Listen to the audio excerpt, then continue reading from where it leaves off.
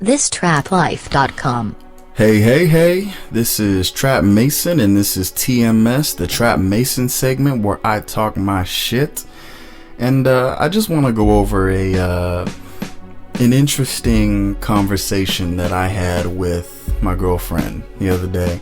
You know, you get into a relationship, and you start talking about different things, kids and whatnot, and she had a justifiable fear.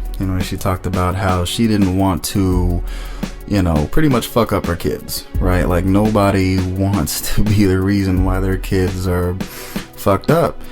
And, it's one of the things that, being me, I kind of came and consoled her, and this kind of what led to a weird little conversation. As conversations do kind of go, little bunny trails, but I told her, like, yo, like, if your kids are gonna get fucked up, like, they're gonna get fucked up regardless, in a weird way, right? Because the world is gonna be what it's going to be, and if you try to shield them from that, it's just gonna come around and bite you in the ass, because by having sheltered kids in any type of society, like, that is fucking your kids up, right?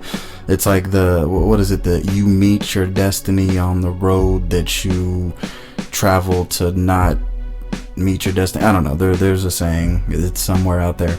But I was like, obviously the moral of the story was, just do the best you can, make sure that they have a safe environment to to talk about the things that are going on in the world, and just make sure that they're okay. Goddamn, something in my throat, but we will soldier on. And then I guess here's the interesting part, right? So we start talking about the world that we live in and how fucked up it just might get. And one of the examples I used was, we live in a world where currently, if you're a kid and you come in fucking 9th place in a race, you still get a participation medal and or trophy that is just as big as the first place medal and or trophy. And they tell you that, you are still just as good, and you are great, and you are wonderful.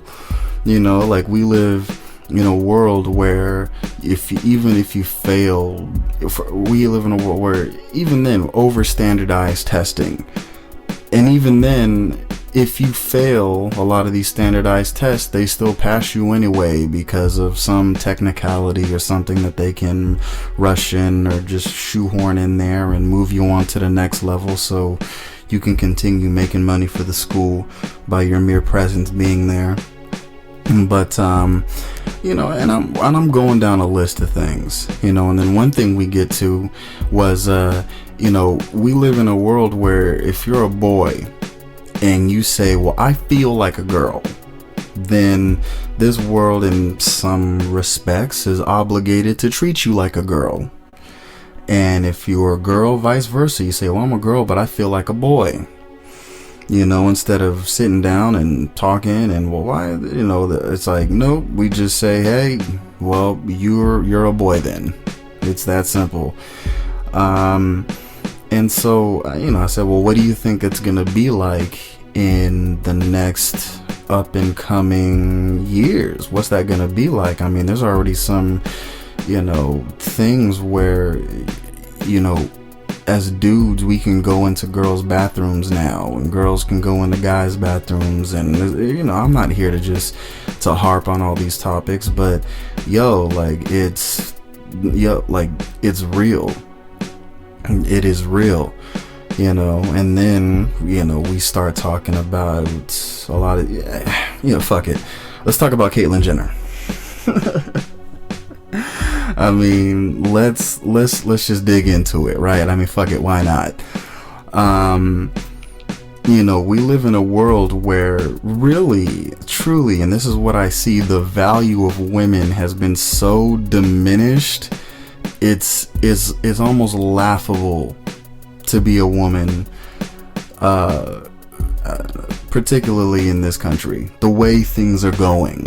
I don't want to necessarily say Western society on the whole, but particularly in this country, right? Like this is the same country that, you know, had a man who was star athlete, Olympic champion, all this other kind of stuff, decide that at 62, when he already has kids and an established family life, whatever, that he wants to be a woman. And instead of the natural response of what the fuck, you know, this highly PC environment is what led to, you know, oh wow, so great, wonderful, you are, you know, all the shit that you saw.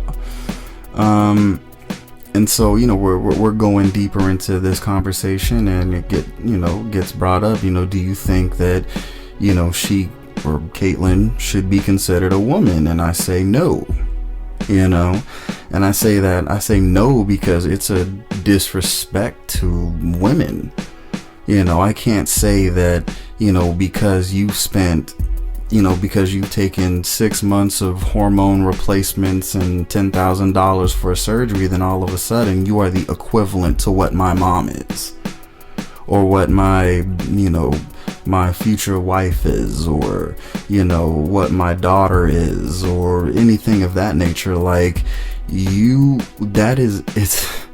so like, to me as a woman, I'd be disrespected, right? Especially if we live in this environment where, you know, women are, you know, pushing for women's rights and we can do everything as well as a man can, and this and that. And on the other side of the fence is the highly misogynistic point of view that says, well, men can do anything better than a woman. All we have to do is put our mind to. And no, you can't. Yes, we can. No, you can't. Yes, we can. And then all of a sudden we say, well, you know what? Let's prove it. I want to be a woman. As a man, I'm going to be a woman, and I'm going to be a woman better than you. And then we look at what happened with Caitlyn Jenner, and I think some magazine, whatever, she became the Woman of the Year. Meaning out of over 3.5 billion with a B, 3.5 billion women on this planet, he became the Woman of the Year. I just want you to like, literally, we can, that's like saying we can be men can be women better than women just by us being men. And saying that we want to, saying that we are. But for a quick second, let's just look at this thing from a different perspective. We'll say from biology, our nature, right? When a woman looks at a man, there are just certain things that she expects out of a man. Things that are, you know, exclusive to men. Like, you look at a man and you say, you know, first of all, it should have a penis. It should, you know, you should be able to produce semen and inseminate and all that other stuff. At the same time, at the base level of what a woman is someone who's a life giver. So you look at somebody and you say, well, can you produce life? Right? Like, do you have a period? Do you, you know, can you do that? Can you bring forth life? Do you have a womb? I mean, womb, man, woman, like, can you do that? You know, and for, you know, people like Caitlyn, you know, obviously the answer is no. So it's like, okay, you're not a woman. So we need to ask ourselves, what is the, you know, what are we saying is the definition of what a woman is? Right? Because, and I'll give you an example. Let's say that we take a bike, a motorcycle, what have you, and we define it as a two-wheeled vehicle, right? If I took, at the same time, if I rolled a motorcycle in front of you, you would clearly look at that and you would say, that is a motorcycle. Now, what would happen if I took a car and I cut it in half? We'll say hot dog style. If you get that joke, then you're just as fucked up as I am. But we'll say you take a car and you cut it long ways. I'm sorry, but you cut it front to back, okay?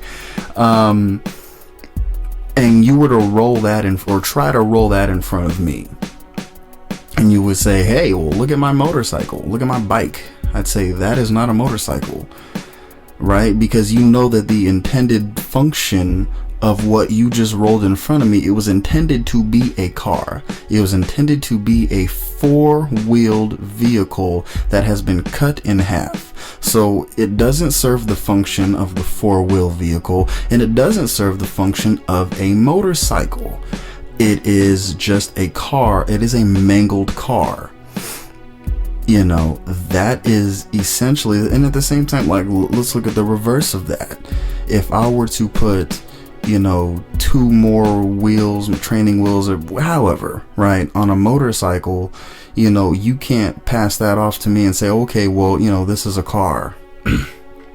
I'd say, you know, bullshit. That's not, you know, it's just a car. It's just a motorcycle that you've added, you know, a couple of wheels to. It's the same situation when we're looking at humans, the same situation when we look at people. I mean, how crazy is that? I don't know, if I was a woman, I'd be incensed, but, you know, it still is something that should be looked at. I mean, what do you think that's gonna be like if we keep going down a road like this? And at the same time, you know, don't make me out to be somebody that is advocating one way or the other. I'm just saying, let's look at the issue, right? Because at the end of the day, like, I'm not gonna stand on somebody's picket line. I'm not gonna protest. I'm not gonna do anything, but I will say, let's look at this issue. If we keep going down this line, what is it gonna be like when all of a sudden we have 5-year-olds that are like, I feel like a girl. 5-year-old boys talking about, I feel like a girl. You know, and we live in a world where, you know, you can't correct that kid. Like, no, you, like, back in, even, you know, when I was growing up, like, no, you're a boy. you know, you'll figure that shit out, you know, that type of thing. But, and this isn't to put down anybody's, you know, affiliation or whatever you like. Truth be told, trust me when I tell you, I truly don't give a fuck. You know, if you're the type of person that you're looking for somebody to be angry against, and oh my god, he said this, so he's on this side of the fence and he hates me, and trust and believe, this is not the type of shit that I rally against. But at the same time, like, I look at it and I say, holy shit, is this right? If it's right, like, does it make sense? Some things are wrong, but at least they make sense, you know?